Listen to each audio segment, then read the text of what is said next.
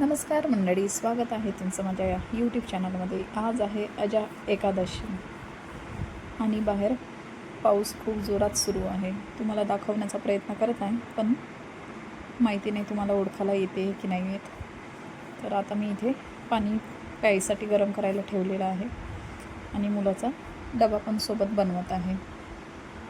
तर आज खूप रात्रीपासूनच खूप जोरात पाऊस सुरू आहे, त्यामुळे सर्व थंड वातावरण आहे.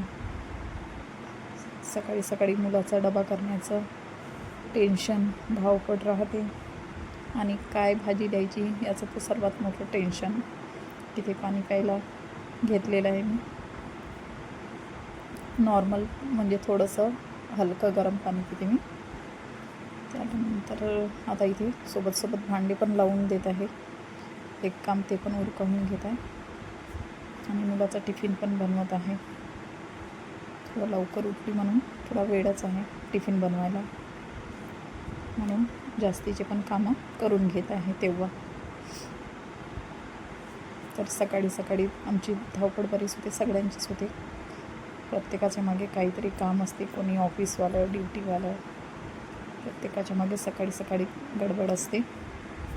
इथे आता झाडू मारून घेत आहे मी. सकाळी झाडू नाही मारला तर कसं तरी वाटते. अर्धे भांडे लावायचे राहू दिले, आधी झाडू मारून घेत आहे आणि गॅसवरती चहा पण ठेवलेला आहे आणि भाजी पण होत आहे.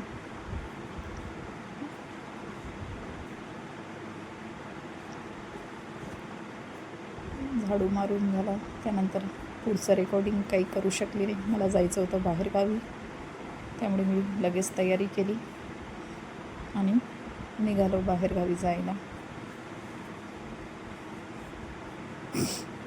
पाऊस थांबला होता त्यामुळे काही त्रास नाही झाला, नाहीतर असं वाटत होतं. सतत पाऊस सुरू होता त्यामुळे वाटत होतं की कॅन्सल होऊ शकते जाणं, पण असं वाटायचं की बसने जायचं की काय, बसने जावं लागेल का. पण ज्या ठिकाणी जायचं त्या ठिकाणी बस तर जाऊ शकते, पण मग बराच वेळ लागेल. तर हे रस्त्याने जाता जाता ही नदी आम्हाला लागली. खूप पाणी होतं नदीमध्ये आणि हे रस्त्याचे थिगड पार करत करत आम्ही जात होतो. बघू शकता पावसाळ्याचे रोडवरती किती गड्डे पडलेले आहे. खूप गड्डे आहे की गाडी चालवायची सुद्धा भीती वाटत होती.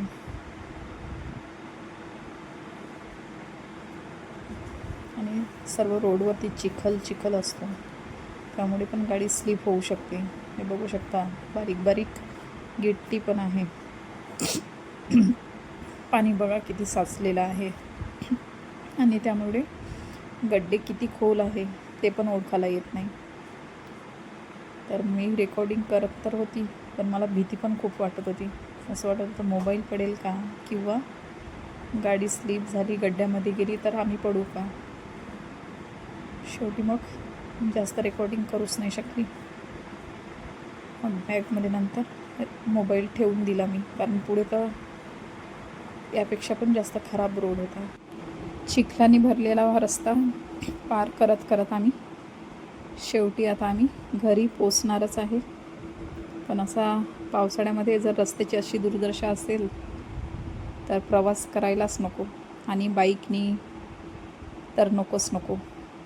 तर आता आम्ही घरी पोचलेलो. घरी पोचल्यानंतर चहा बनवला आणि चहा बनवल्यानंतर सायंकाळचे कामं करायला सुरुवात करेन. आता इथे मी बाकीचे माझे कामं आटपून घेत आहे. मुलगा स्कूलमधून आला होता, त्याचा टिफिन वगैरे धुवून घेत आहे. बाकीच्यांना चहा दिला, घरच्या लोकांना. त्यानंतर घरातले जे काही छोटे मोठे कामं